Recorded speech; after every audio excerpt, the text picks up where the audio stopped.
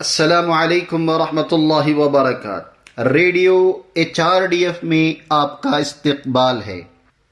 عن انس رضی اللہ تعالی عنہ یقول اصیب حارثة یوم بدر هو غلام فجاءت امه الى النبي صلى الله عليه وسلم فقالت يا رسول الله قد عرفت منزلة حارثة مني فإن يكن في الجنة اصبر واحتصب وإن تك الأخرى ترى ما أصنع فقال ويحك أو حبلت أو جنة واحدة هي إنها جنان كثيرة وإنه في جنة الفردوس رواہ البخاری۔ حضرت حارثہ بن سراقہ رضی اللہ تعالی عنہ بدر کی لڑائی میں شہید ہو گئے۔ وہ اس وقت نو عمر تھے۔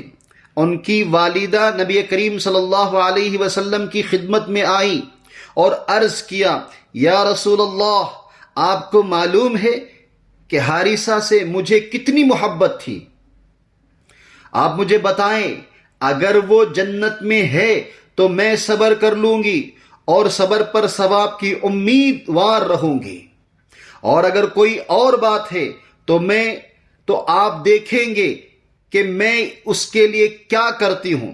نبی کریم صلی اللہ علیہ وسلم نے فرمایا کہ افسوس، کیا تم پاگل ہو گئی ہو؟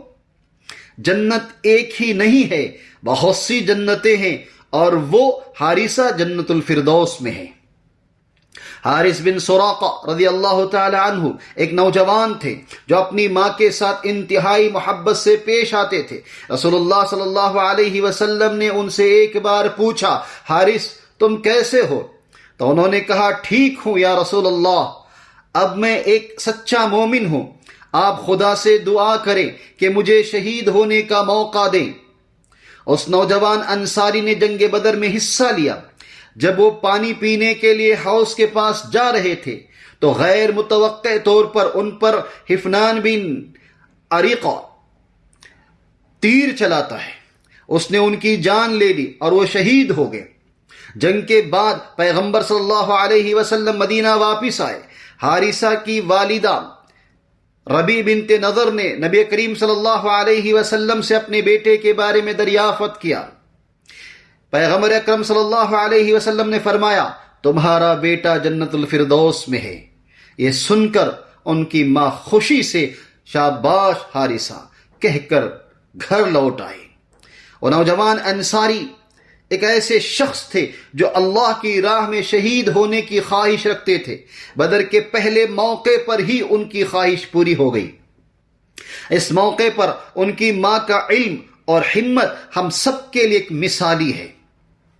انہوں نے اپنے پیارے بیٹے کی شہادت پر ماتم نہیں کیا اور وہ روئی نہیں۔ جب انہوں نے حضور اکرم صلی اللہ علیہ وسلم سے ایک خبر سنی کہ ان کا بیٹا حارث جنت کا وارث ہے تو وہ خوشی خوشی گھر لوٹ آئے۔ ربیع بنت نضر جیسی مائیں شہیدوں کو جنم دیتی ہیں۔ صرف ایسے لوگ اللہ کی راہ میں شہادت سے لطف اندوز ہو سکتے ہیں۔ اللہ تعالی ہمیں بھی شہادت عطا فرمائے، آمین۔